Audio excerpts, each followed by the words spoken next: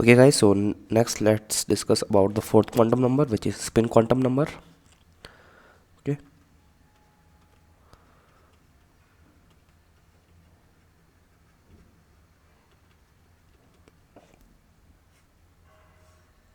okay, so this quantum number tells about the spin of electron on its axis. It is an arbitrary constant and not a Schrodinger wave equations constant, and by convention plus half is provided to electron when electron rotates in clockwise direction, and minus half value is provided when it spins in anti-clockwise direction. So tells about spin of electron on its axis.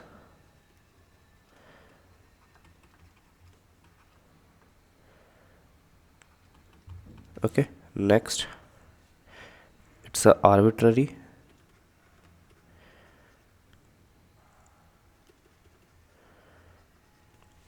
constant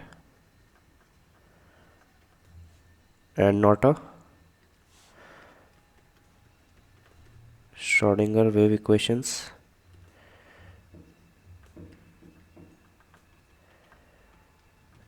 constant. Then by convention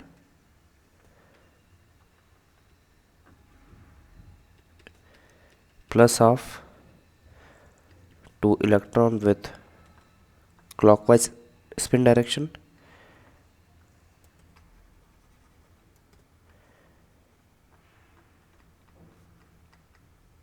and minus half to anti-clockwise spin.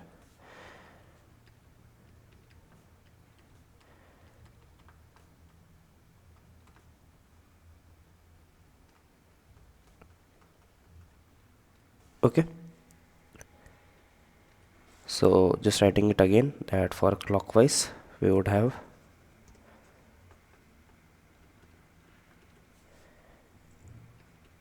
this would be symbol for clockwise direction and this would be symbol for anti-clockwise direction.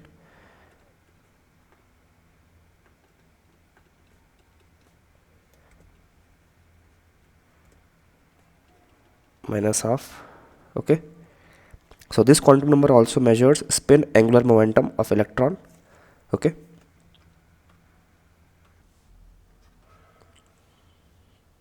so this also measures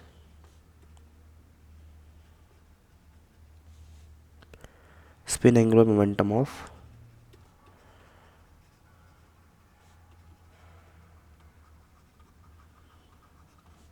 if electron. Okay, and we define spin angular momentum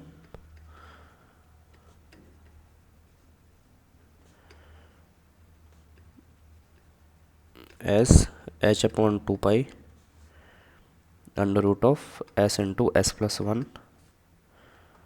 Okay, and which would be again can be reduced to as only positive value for s would be taken here. Okay, so that would give us 3 by 4 under root of 3 by 4. So let me write out the under root to clearly demonstrate under root of 3 by 4. So only magnitude is taken.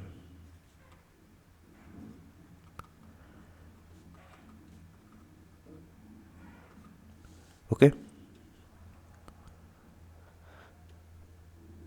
now let us move on to seeing the next topic, which is filling of electrons.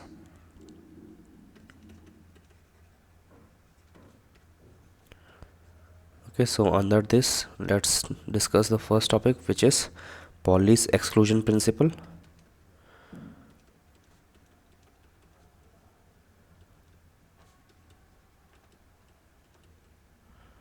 Okay, so Pauli's exclusion principle states that no two electrons of an atom can have the same value of all the four quantum numbers, and this rule further states that an atomic orbital cannot have more than two electrons. So the statement is according to this principle.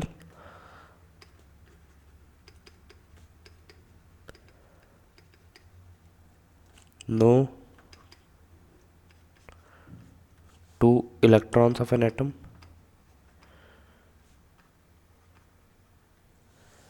can have same value of all the four quantum numbers.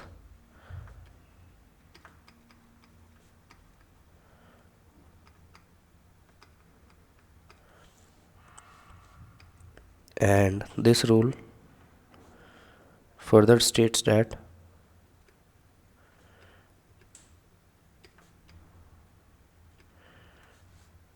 an atomic orbital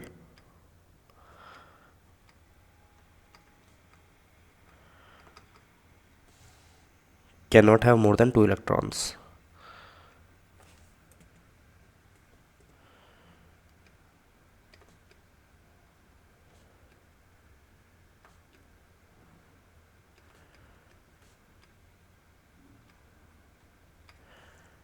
Okay, so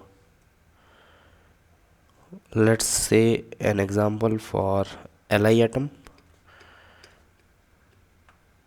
Li atom has the configuration of 1s2 and 2s1. Okay,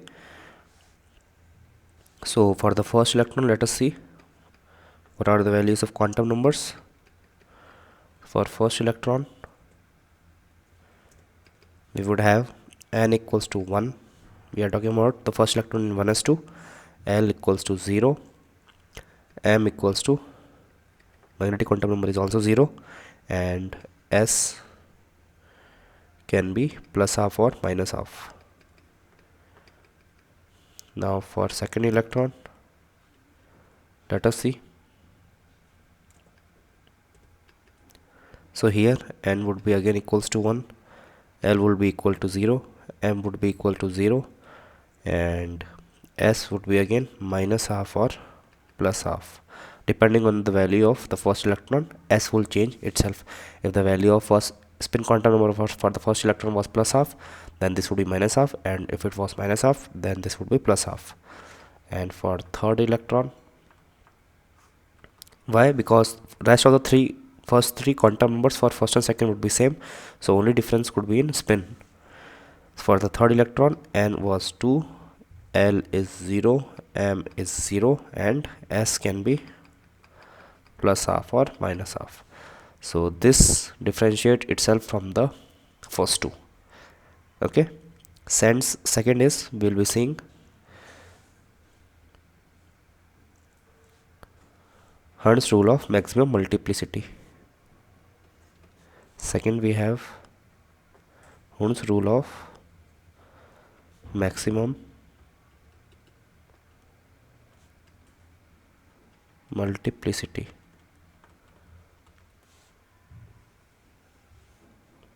Okay, so according to this rule, pairing of unpaired electrons in degenerate orbitals of a subshell will not take place, and all degenerate orbitals are singly filled or half filled, hence the spin must be parallel. Okay,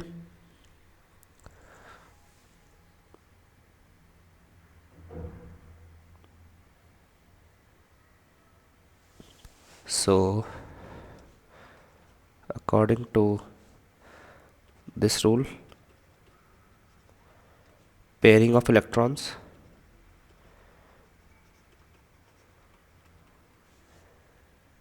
pairing of unpaired electrons, rather, it's a better way of saying this, in degenerate orbitals means energy level of all the orbitals would be same for the degenerate orbitals. So let's say A and B are degenerate orbitals, hence the energy level of A and B would be same. So according to this principle, pairing of unpaired electrons in degenerate orbitals of a subshell will not take place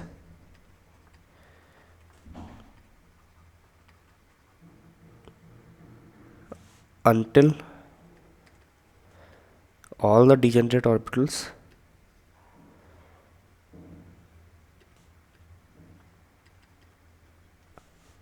are singly filled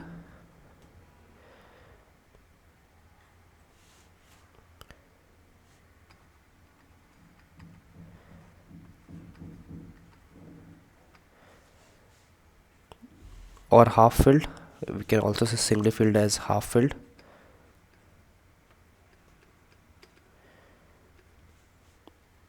And the spin must be parallel.